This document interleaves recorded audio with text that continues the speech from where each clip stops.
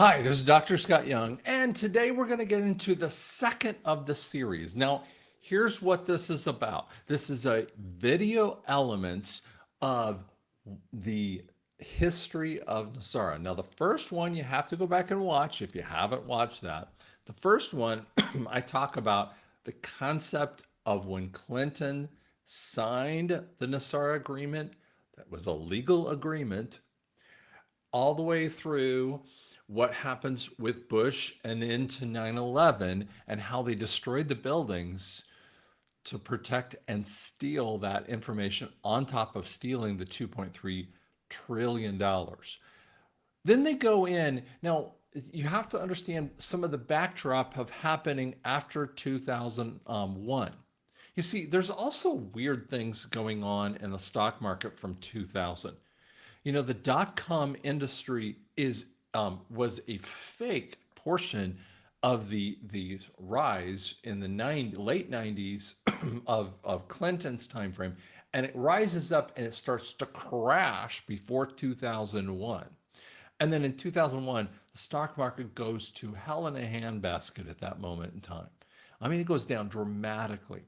Do you know that I personally know of hearing, I'm an audiologist. I know of hearing businesses, probably about 5 to 7 hearing businesses that close and can find their closing time frame directly related to 9/11.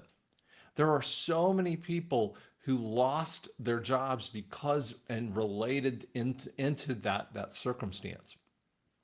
It was so devastating to America in so many ways.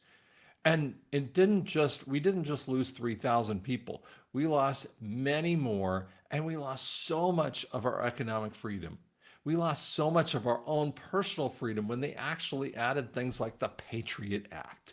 And they shoved it in our face with that too. And you might go, aren't you a Republican, conservative? Man, I'm not either. I'm not any of those things anymore because I don't believe in either side of that event. Now, what I want to show you more is about what Bush did. So if we are going against bin Laden, he was in these mountains that bounced between Afghanistan and Pakistan. Now, we were going to Afghanistan. They went to Afghanistan in 2002. And they were bombing the hell out of Afghanistan over and over again. And you're going, why are they doing that? Because they wanted the poppy fields of Afghanistan. Why the poppy fields? Because that's where they got the cocaine and the other drugs that they got from that. And Afghanistan didn't want to have those fields. That's exactly why in 81, the Russians had come down to invade Afghanistan. Afghanistan's been saying, man, can we just be left alone? And that's actually a portion of NESARA. Can these governments of the world leave each other alone and not fight each other for monetary gain? And that's what the sickness is of these systems with that too. Okay, so let's watch what Bush, and he does it fraudulently through, again, our friend Rumsfeld, who actually tells you that they stole $2.3 trillion. So Bush tells you his reason for going into Afghanistan. On my orders, the United States military has begun strikes against al-Qaeda terrorist training camps and military installations of the Taliban regime in Afghanistan.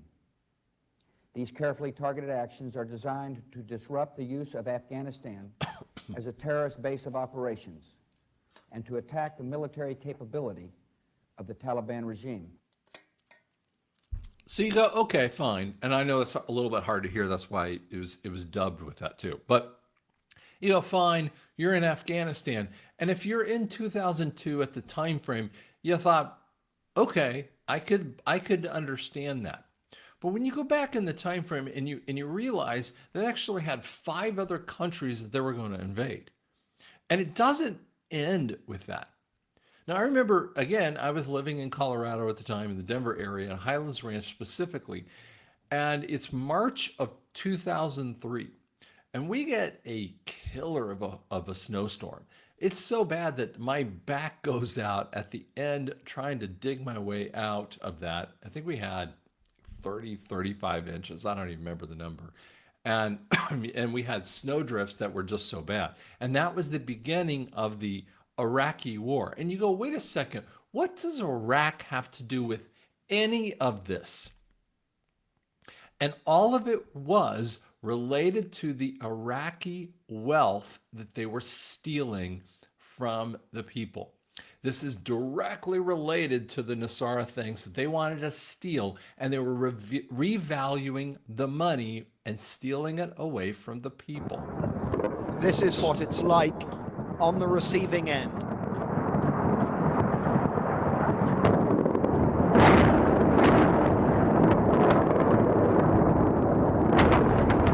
Second Iraqi war. Last night, a square mile in central Baghdad seemed like hell on earth. And you go, wait a second, what do these countries have anything to do? Well, again, Afghanistan had the poppy fields that the CIA needed their cocaine for. And you had Iraq, who Poppy Bush went in 91 to get some of his money for, and really didn't finish the job with Saddam, but they went in to finish the job and they didn't leave. No one left for 20 years from Iraq. And we were like a peacekeeping mission all the way through and through for what, 18 to 20 years in a tiny little country with supposed terrorism going on over and over again. You think that doesn't create an angry relationship in that way? And again, why is it? When most people don't understand, Iraq is an incredibly rich area. The Iraqi dinar, I'll pull this off the screen. The Iraqi dinar actually is a heavy value to, compared to any other value out of there. So they decreased the value of that currency. It decreases the value so dramatically, it actually affects Vietnam. Do you know that 70% of all of the shipping that happens in Iraq comes from Vietnam? So Vietnam supplies the needs, whether electronic and otherwise, for Iraq. So therefore, Iraq and Vietnam have incredibly depressed economic regions for their currencies, and their currencies are massively undervalued. So there, you've got, for instance, the dong from Vietnam, half a million dollar notes and $500 million notes, excuse me, and you've got these incredibly high notes that are paying for very tiny amounts of capabilities for that. It's because what they've done is devalued the currency, and the same thing happens in Iraq. That's how the cabal steals the money from the people so that they can put it in their own coffers. And that's what they were doing when they were in Iraq. Now, they came up to another scheme. Another situation that happened in 2008, and I learned about this, and most people don't understand it, is this particular event.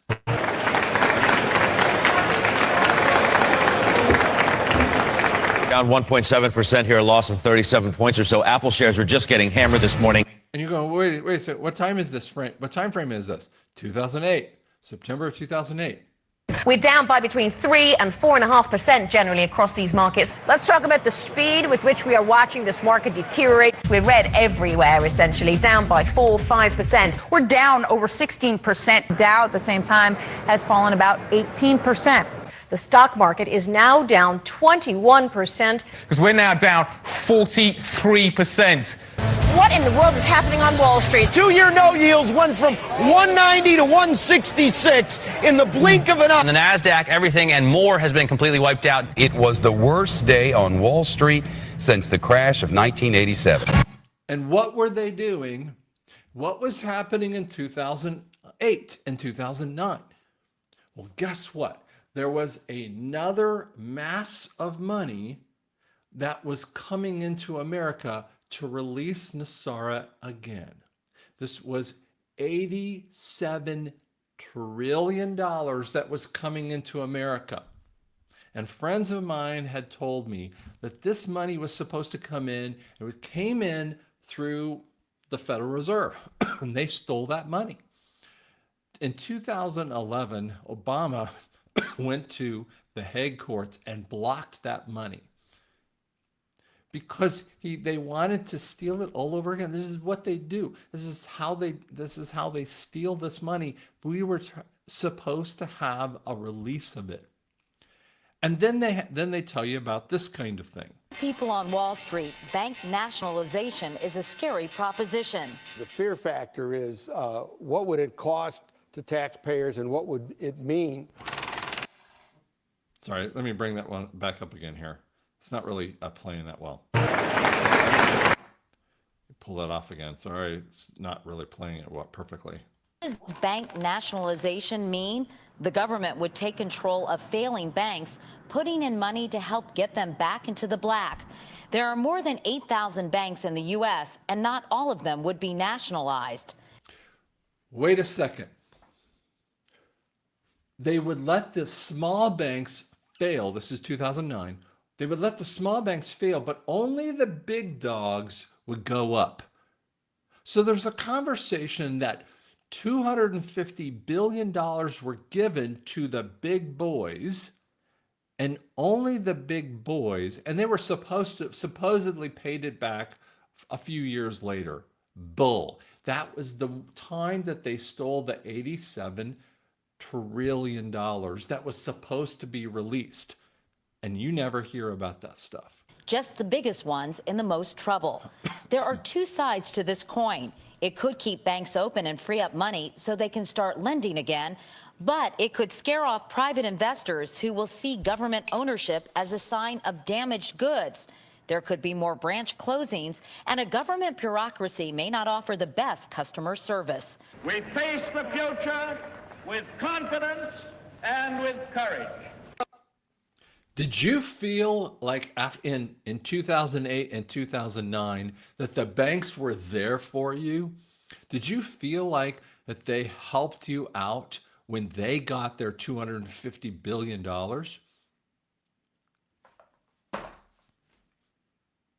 Ever? Tell me one time that you felt the banks were there for you when they got money and they were giving themselves huge amounts of incentives. Here's another portion of this conversation.